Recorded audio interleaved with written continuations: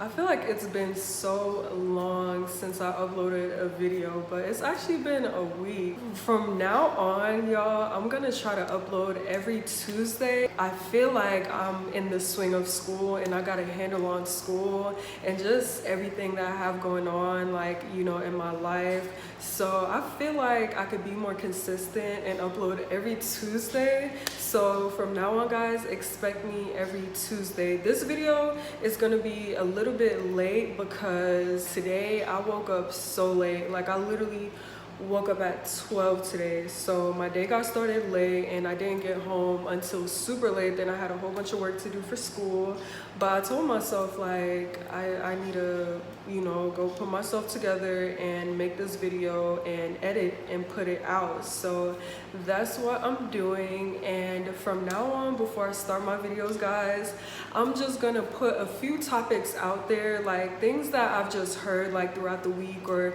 just like different topics that like I care about. I'm gonna share those with you guys and kind of ask for y'all's opinions.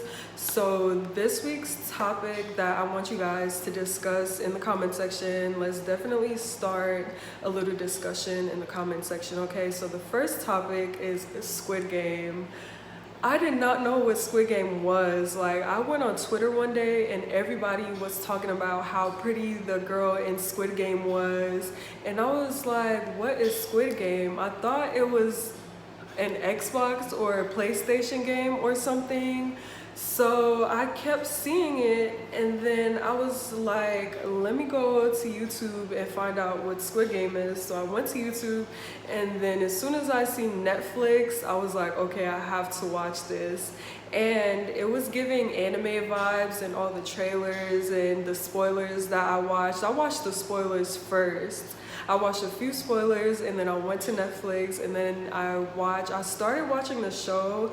Then my friend, she told me to stop and then wait until she came to my house so we could watch it together. So that's what we did. We finished the whole thing in one day and it was just so crazy.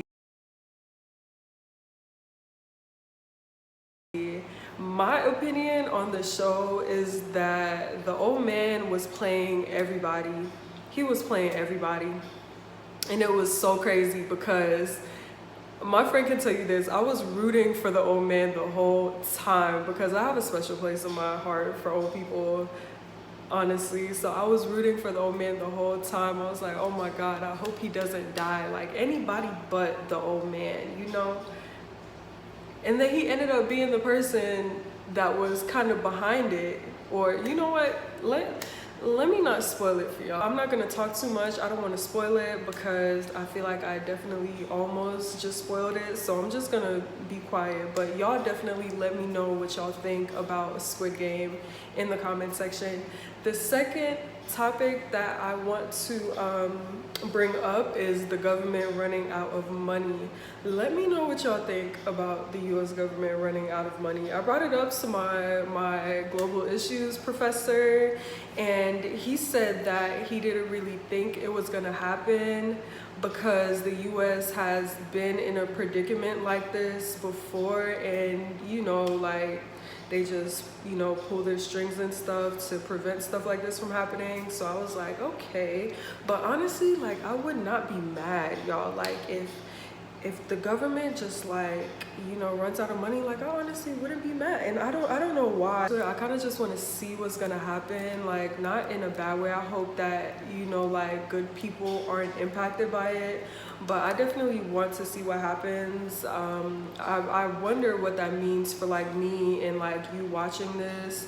So that's definitely an interesting topic as well to follow. The third topic that I want to ask you guys about is, have you guys heard of dividend investing? So I don't want to talk too much about it. I'm gonna make like a whole separate video about this if you guys want when I get into it more for myself. But basically, dividend investing just involves the stock market. just a lot that I don't feel like explaining right now. But if you guys heard of dividend investing, then definitely let me know in the comment section. Let me know if you're doing it, and let me know how that has worked out for you. Let me know if you're planning to do it. I definitely was planning to. I made an entire plan, y'all.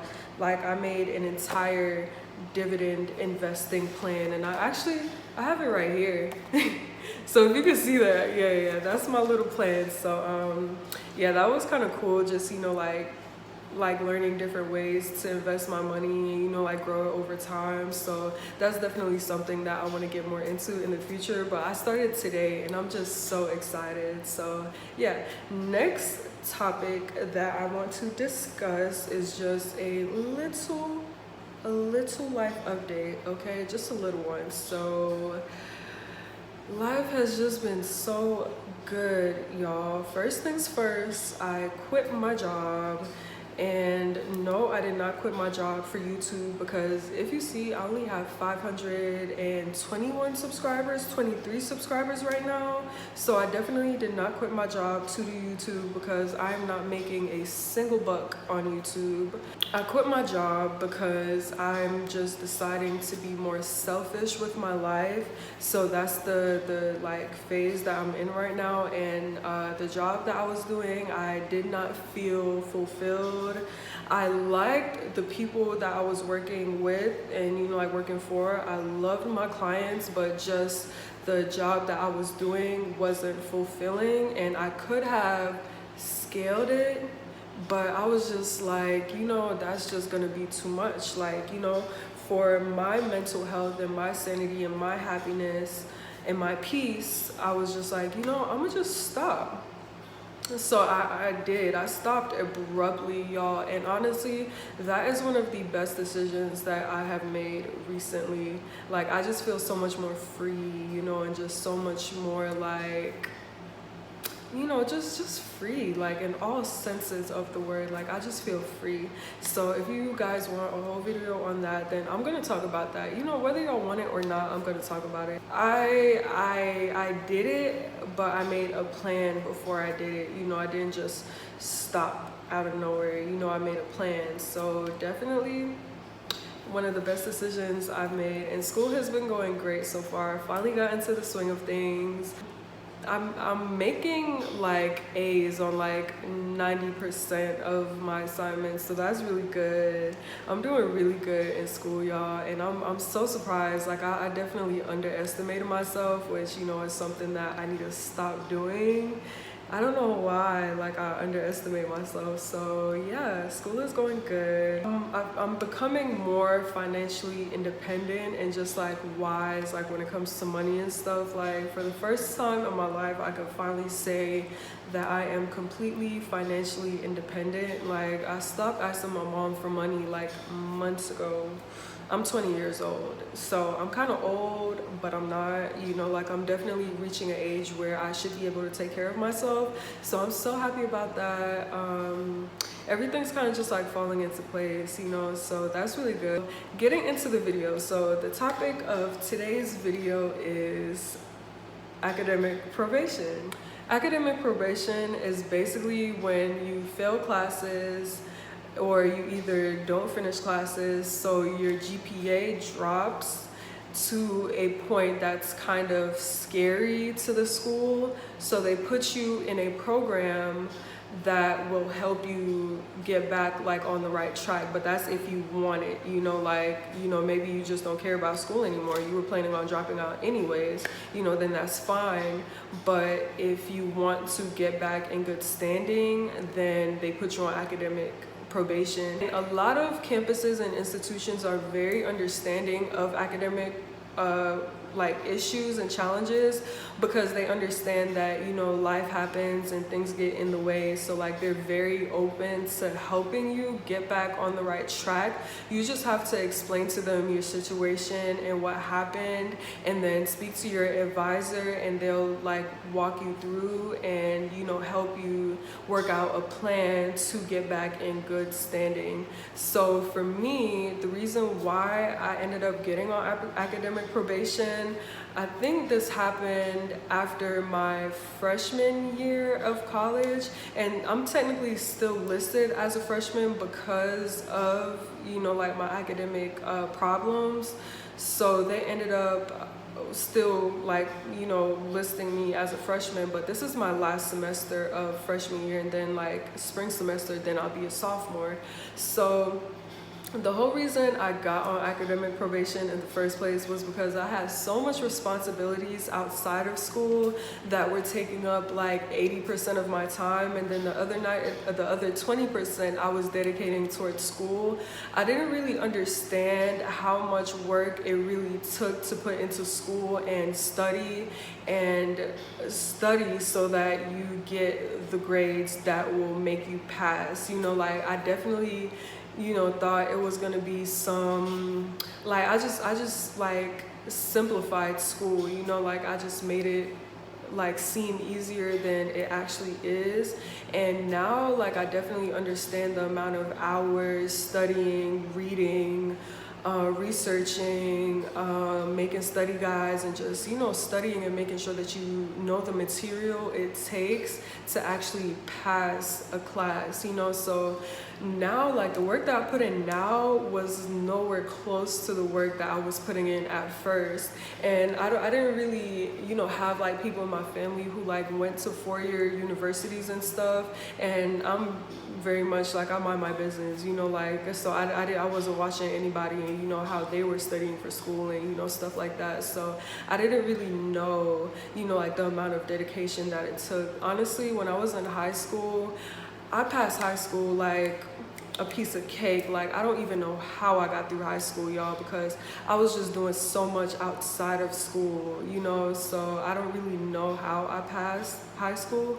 Like, now looking back at it, I was not focused at all. But if I was focused, now looking back, if I was more focused in high school, I could have been so much farther in my college career, which I don't really regret, you know, because everything happens for a reason. And I'm happy that I still have the opportunity to, you know, like be in college and, you know, just even like go and, you know, like get the firsthand experience like for myself, you know, no matter what that looks like.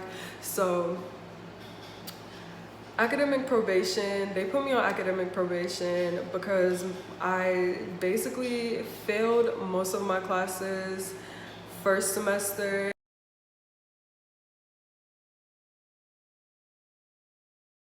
I don't think I finished my classes first semester, and then second semester I passed all of my classes.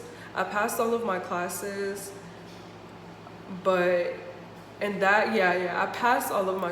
second semester, and that brought my GPA up to like a 3.2.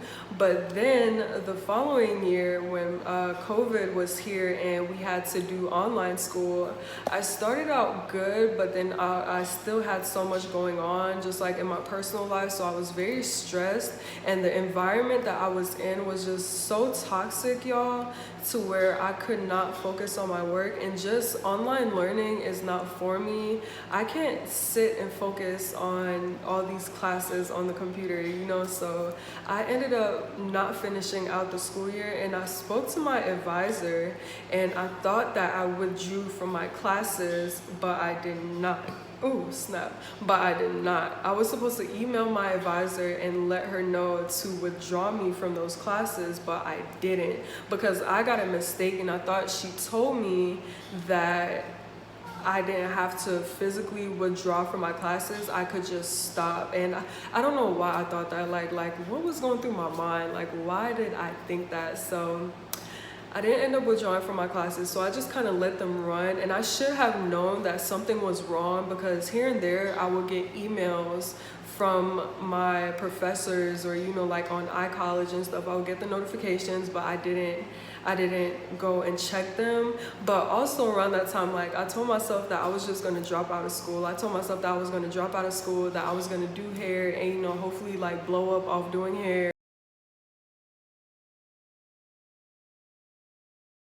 and build my business and my brand from there, you know. So I wasn't really stunning school like that. But when I withdrew, y'all, like after a while, like after months of just, you know, like doing hair and just, you know, doing what I was doing and also working on other things, I just started to get this feeling like I need to go back to school, you know. And most people, once they drop out, they don't go back to school. So it was, you know, like not normal, you know, for like somebody to drop out and then like decide that they're going back to school. So I just started getting this feeling like, you know, Paige, you should really go back to school. Like, you know, like being in school will help you reach your goals, you know, because my goals didn't change. Like, you know, as far as like my career and like what I wanted to do with my life, like my goals never changed. Like, I feel like they've always been the same. So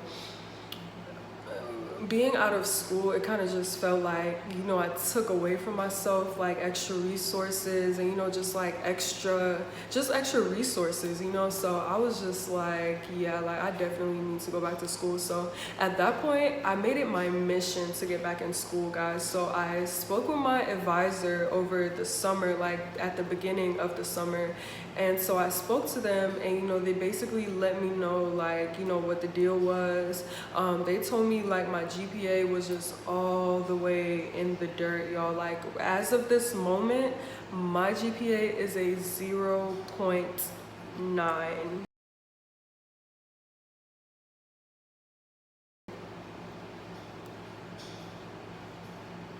I have a 0.9 GPA, y'all. And if you know about GPAs, a 0.9 is nothing to be proud of, okay? It's nothing to be proud of. So I kind of like, I was very heartbroken when I went on my student account and seen that. I was just like, wow. Like I went from a whole 3.2 to a 0.9 and my heart just sank, y'all, because literally like you can't do anything with the 0.9 GPA. Like you literally cannot do anything with the 0.9 GPA. So, you know, my advisor told me, he said that it would be very hard and a very long time for me to get back on track. Of course, my graduation date is pushed back. And I basically flunked out of the business school. My major when I first got to college was entrepreneurship, but I mean, it's okay because I wasn't really passionate about I am passionate about business, but I just know that you can make it in life without having a business degree. Like you could own and start and run and grow and scale a successful business without ever going to school for business. So I just chose entrepreneurship because I didn't know what I wanted my major and pathway to be. I was already on track with being an entrepreneur. Like I was already owning and running and, you know, operating a business, like a successful braid business. So I was already on that route, you know. So I mean, a business degree would help me, you know, just like know more, help me get more resources, but it's not necessary in the long run, if you know what I mean. So I kind of just chose entrepreneurship and just ran with that. You know, I told myself like, okay, if I'm gonna go to college, then I'm gonna go to college for business because that's really the only thing that like I'm passionate about. But throughout the years, I figured out that I'm very passionate about like technology, you know, like computers and stuff. So I ended up switching my major to computer science. And the only reason I ended up switching to computer science was because when they told me that I couldn't go to school for business because I basically flunked out of the business school, I was like, okay, so can I go for real estate? Because when I went back, I was gonna switch my major to finance, but of course they told me I couldn't do finance. So I said, can I do real estate? Because that was like the second thing, you know, and I'm kind of slick into real estate. Just like I said, like my mom helped me get a property and I've been managing this property and I live in this property and, you know, I've been working on it since I got it. So I was kind of into real estate per se. So I asked them, can I do real estate? They said no, because that was in the business school also. I was like, okay, can I do hospitality? And the reason I asked hospitality was because I previously had and ran and operated an Airbnb, a successful Airbnb that I got to superhost status with, so the Airbnb was successful. And at the time I was planning on making this space an Airbnb again. So I asked them if I could go for hospitality because Airbnb is in the hospitality realm. And they said no, because that is also in the School of Business. So I was like, oh my God. So I dug and I was like, what else am I passionate about? The only thing I could see myself going to school for at that point was computer science. So that's why I switched my major to. And they said that's in the School of Arts and Sciences. So computer science it was. So we agreed that I would switch my major to computer science. So I spoke with my advisor and we wrote down a plan to basically get me back on track with school. They were like, okay, do these things, and then you're good. And like one of the major things that was really like heartbreaking was that if you're at a very low like academic standing, then you don't get financial aid and you also lose your scholarships, because to be able to like obtain and get scholarships, you have to have a certain GPA. So because my GPA was 0.9, there are no scholarships saying that yeah, you could have a 0.9 GPA, like we'll still give you money for school if you have a 0.9 GPA. It said no scholarship program ever. So of course I lost my scholarship, wasn't getting financial aid. So ultimately I had to pay out of pocket for school to come back this semester. So I just worked the entire summer, and I also got some money from my father, which, was very, he didn't want to give me the money, because he was like, Paige, in all the years that I went to school, I never paid for school, so like you came and messed up your college stuff, and now you're asking me for money. But I was like, please, like after this, you won't help me. Like I'm gonna get my scholarships back. I'm gonna get all my stuff back, and I'm gonna be good. So he helped me pay for school, and then I ended up getting the Pell Grant anyways, which was very like it just came out of nowhere, y'all, because at first I thought I wasn't getting it because my account didn't say it, but when I spoke to the financial aid office, they told me that I wasn't getting it, and then when I was just chilling one day, I just got the notification saying like, hey, your refund is gonna deposit into your account in a few days. So I was just super happy about that, and then I think colleges, they also don't give you any loans as well if your GPA is at a certain standing. So now that I am on academic probation and, like I'm basically behind all of my peers, like all my friends that I started college with are now juniors.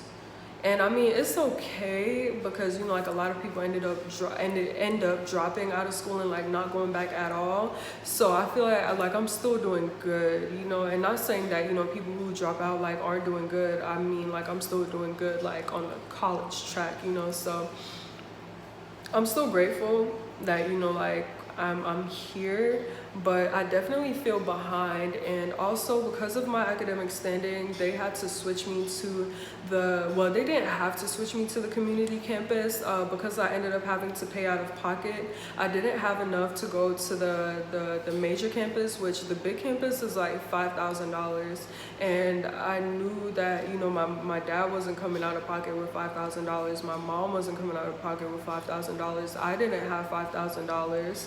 So we kind of all just agreed that I should just go to the community campus and then, just like, do what I have to do to get back to the main campus and get my scholarships back. So the community campus is good. Like it's actually better than I thought. Like Georgia State has a nice community campus. Like I definitely underestimated the community campus, but there's so much young people at the community campus. Like, y'all, everybody I met is like fresh out of high school. Like there was somebody I met, and the day I met him, he was 17 and he was turning 18 like that weekend. So I was like, oh my gosh, like it just kind of feels like I'm back in high school with just a whole bunch of like people who are just younger than me. So like it kind of makes me not want to talk to anybody because everybody's just like so much younger than me, like at this stage in my life, like I definitely want to hang out with people who are my age and have like, like at least some like like adult experience, like who I can relate to.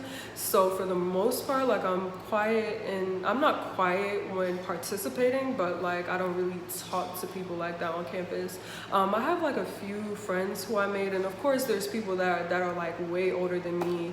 One of my friends I met, they're like 26 years old, you know, so it's just a mixing pot as always. I would definitely say that I'm on track to getting off academic probation. I don't know if it's gonna happen this semester or the end of next semester, because based on my GPA, like when I'm also doing repeat to replace. Okay, that's what I forgot to mention. I don't know if I mentioned this, but I'm also doing repeat to replace, which is where some of the classes that you took before and you failed them, you basically repeat that course, and then when you get the grade, it replaces your previous grade, or something like that, you know. So I'm doing repeat to replace, so when I replace those grades and when I also level out my grades now with, like, you know, the 0.9 GPA, like, you know, hopefully my GPA goes up. Like I'm hoping for like a 2.5 at least.